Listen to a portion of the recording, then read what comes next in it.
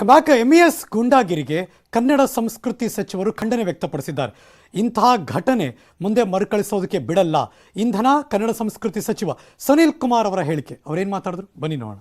ಕನ್ನಡದ ಧ್ವಜ, ಕನ್ನಡದ ಸಂಸ್ಕೃತಿಯ ಬಗ್ಗೆ ಅಪಾರವಾದಂಥ ಗೌರವವನ್ನು ರಾಜ್ಯದ ಎಲ್ಲ ಜನರು ಕೂಡ ನಾವು ಇಟ್ಕೊಳ್ಬೇಕಾಗಿದೆ. ಬೇರೆ ಬೇರೆ ಅನ್ಯ ಭಾಷೆಗಳನ್ನು ಮಾತಾಡ್ತಾ ಇದ್ರು ಕೂಡ ಕನ್ನಡದ ಬಗ್ಗೆ ಅತ್ಯಂತ ಗೌರವವನ್ನು ಕೊಡಬೇಕಾಗಿರುವಂಥದ್ದು ನಮ್ಮೆಲ್ಲರದು ಕೂಡ ಕರ್ತವ್ಯ ಇದೆ. ಕೆಲವು ದುಷ್ಕರ್ಮಿಗಳು ಕನ್ನಡದ ಬಾವುಟವನ್ನು, ಕನ್ನಡದ ವಿರುದ್ಧವಾದಂಥ ಚಟುವಟಿಕೆಗಳನ್ನು ಮಾಡ್ತಾ ಇರೋದನ್ನು ಸರ್ಕಾರ ಅತ್ಯಂತ ಗಂಭೀರವಾಗಿ ಪರಿಗಣಿಸ್ತಾ ಇದೆ.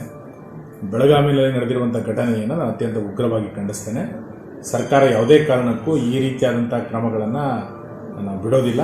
ಯಾವುದೇ ಅವರು ಎಷ್ಟೇ ದೊಡ್ಡ ವ್ಯಕ್ತಿ ಆಗಿದ್ದರೂ ಕೂಡ ಕನ್ನಡದ ಬಗ್ಗೆ ಅವಗೌರವವನ್ನು ನಿರ್ಮಾಣ ಮಾಡಿರೋದ್ರ ವಿರುದ್ಧ ಸೂಕ್ತವಾದಂಥ ಕ್ರಮವನ್ನು ಸರ್ಕಾರ ಖಂಡಿತ ತೆಗೆದುಕೊಳ್ಳುತ್ತೆ. ಈ ರೀತಿಯಾದಂಥ ಕ್ರಮಗಳನ್ನು ಆಗದಂತೆ ಮುಂದೆ ಯಾವ ರೀತಿಯಾದಂಥ ಎಚ್ಚರಿಕೆಗಳನ್ನು ವಹಿಸಬೇಕೋ ಆ ರೀತಿಯಾದಂಥ ಎಚ್ಚರಿಕೆಯನ್ನು ಖಂಡಿತ ನಾವು ವಹಿಸ್ತೇವೆ. ಇನ್ಯಾರೂ ಈ ರೀತಿ ಮಾಡದಂತೆ ಬೇಕಾದಂಥ ಸೂಕ್ತ ಬಂದೋಬಸ್ತನ್ನು ಸರ್ಕಾರ ಖಂಡಿತ. ಸಂಗೊಳ್ಳಿ ರಾಯಣ್ಣ ಅವರ ಪ್ರತಿಮೆಗೆ ಅಪಮಾನ ಮಾಡಿರೋದನ್ನ ಬೆಳಗಾವಿಯ ದಕ್ಷಿಣ ಕ್ಷೇತ್ರದ ಶಾಸಕ ಅಭಯ್ ಪಾಟೀಲ್ ಖಂಡಿಸಿದ್ದಾರೆ.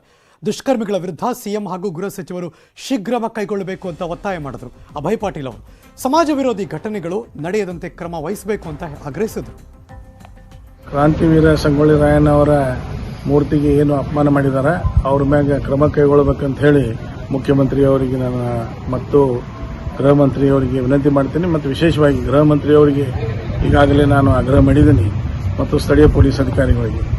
ಕ್ರಾಂತಿವೀರ ಸಂಗೊಳ್ಳಿ ರಾಯಣ್ಣ ಅವರು ಒಂದು ಸಮಾಜಕ್ಕೆ, ಒಂದು ರಾಜ್ಯಕ್ಕೆ ಸೀಮಿತವಾದಂತಹ ವ್ಯಕ್ತಿಯಲ್ಲ, ಇಡೀ ದೇಶಕ್ಕೆ ಮಾದರಿಯಾದಂತಹ ಸ್ವಾತಂತ್ರ್ಯ ಹೋರಾಟದಲ್ಲಿ ಪ್ರಥಮವಾಗಿ ಸ್ವಾತಂತ್ರ್ಯ ಕಿಚ್ಚನ್ನು ಹಚ್ಚಿದಂತಹ ಧೀರ ನಮ್ಮ ಸಂಗೊಳ್ಳಿ ರಾಯಣ್ಣ ಅವರು. ಹೀಗಾಗಿ ಯಾರು ಈ ಕಿಡಿಗೇಡಿಗಳು ಇದನ್ನು ಮಾಡಿದ್ದಾರೆ ಅವರ ಮ್ಯಾಗ ಉಗ್ರ ಕ್ರಮ ಕೈಗೊಳ್ಳಬೇಕು ಮತ್ತು ಕಾನೂನಾತ್ಮಕ ದಂಡಾತ್ಮಕ ಕಾರ್ಯವಾಹಿ ಅವರ ಮ್ಯಾಗ ಆಗಬೇಕು.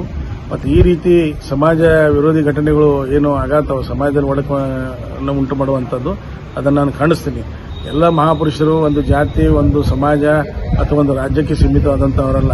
ಸಂಗೊಳ್ಳಿ ರಾಯಣ್ಣ ಇರಬಹುದು, ಛತ್ರಪತಿ ಶಿವಾಜಿ ಮಹಾರಾಜರು ಇರಬಹುದು, ಬಸವಣ್ಣ ಇರಬಹುದು, ಅಂಬೇಡ್ಕರ್ ಅವರು ಇರಬಹುದು. ಈ ರೀತಿ ಅನೇಕ ಮಹಾಪುರುಷರು ನಮ್ಮ.